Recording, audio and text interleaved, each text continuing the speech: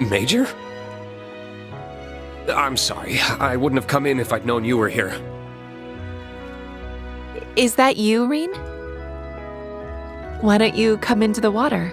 You must be cold standing there. We haven't had a chance to talk in quite some time.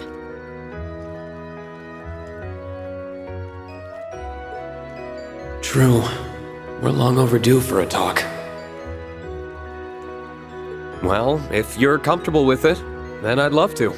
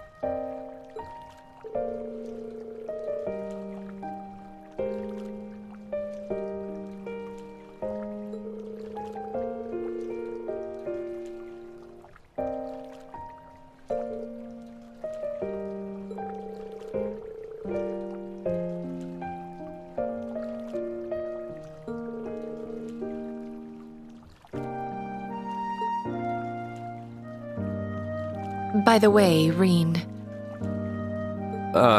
Yes? this feels very overdue, but I wanted to thank you For what? for all you did during the rivalries, for all you did for Milliam, for facing me head on, and for granting His Excellency's true wish. Mere words feel woefully insufficient given all you've done. But I also didn't want my gratitude to go unspoken. That's very kind, but you really didn't have to. I was just doing what I wanted to do, and I couldn't have done it alone. That's about what I expected you'd say. This might sound kind of sappy, but I feel like it was worth it all just to see you smile again. You really are oblivious to how you sound sometimes. Jokes and thanks aside, there's something I wanted to ask you, too. What is it? Are you truly happy right now, Rean? Of course I am. Busy, certainly, but I am happy. I still can't believe we made it through the Great Twilight. We even got Crow and Milliam back. I was hoping there was a way we wouldn't lose them, obviously. But deep down, I had already given up and braced for the inevitable. It wasn't without some goodbyes. But it's all over now, and I can still be with everyone I care about. which includes you, of course. The joy I feel about that hasn't gone anywhere. I'm glad to hear that. Still, there's a difference between being happy over something and you yourself being happy. You went through a lot during the Great Twilight, including having to say farewell to your father. Despite living in fear you would disappear or lose your friends, you came out the other side with victory in hand. You, Rean, persevered to save us all. And I can believe that's made you happy, yes. As much as I can believe that happiness continues to cast a punishing shadow over you. Am I wrong? I'm speechless. You really can see right through me. You're right. I'm still not sure how to handle the happiness I feel. I know it's there. I'm just not sure how to truly accept it. All the people who died on the first day of the war did so because I made the Great Twilight happen. Do I even deserve to be happy when they can't be? Or forgiven for what I did? It may not be my place to say this, but I think you're the only one who can decide that. I suppose you're right. I know how you feel, because I'm in exactly the same position. You were concerned earlier that I might be overworking myself. For me, I'm just trying to atone for my sins by throwing myself into my work. Major, that can't be good for... Don't worry, I can calculate how far I can go as well as any number. I'm taking care not to cross the line into self-sacrifice. It's tempting, though. Every time I achieve something to make Erebonia's future better or see you and Milliam's smiling faces, I get a little closer to forgiving myself. It's not something I can do overnight.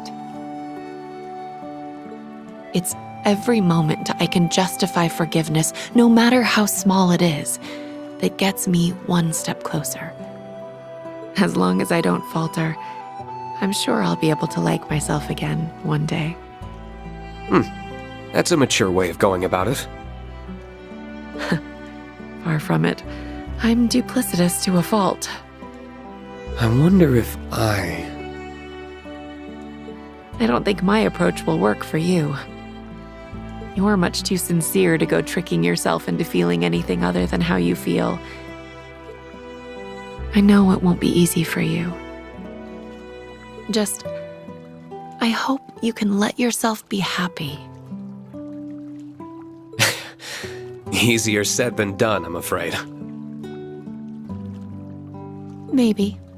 But if you let it elude you forever, I'll always be one good deed short of being able to fully forgive myself.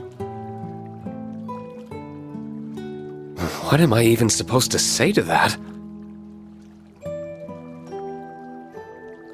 I did call myself duplicitous.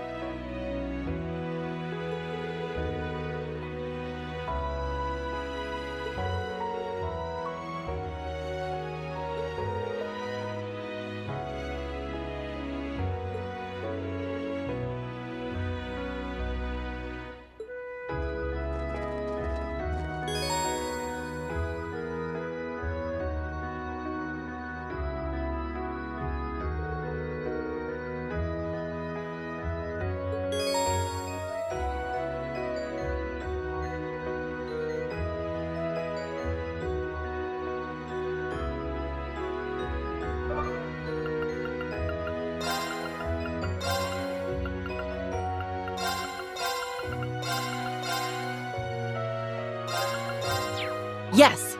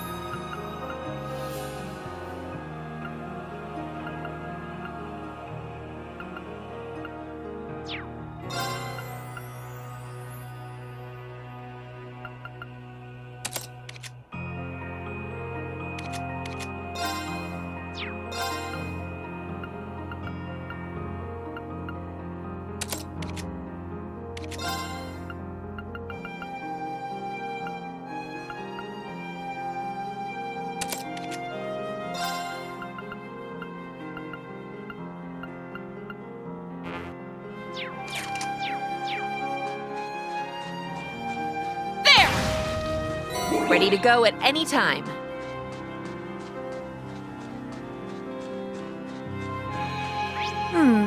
These monsters are no pushovers, yeah, but what gives, Major? Just stay alert and keep your eyes forward.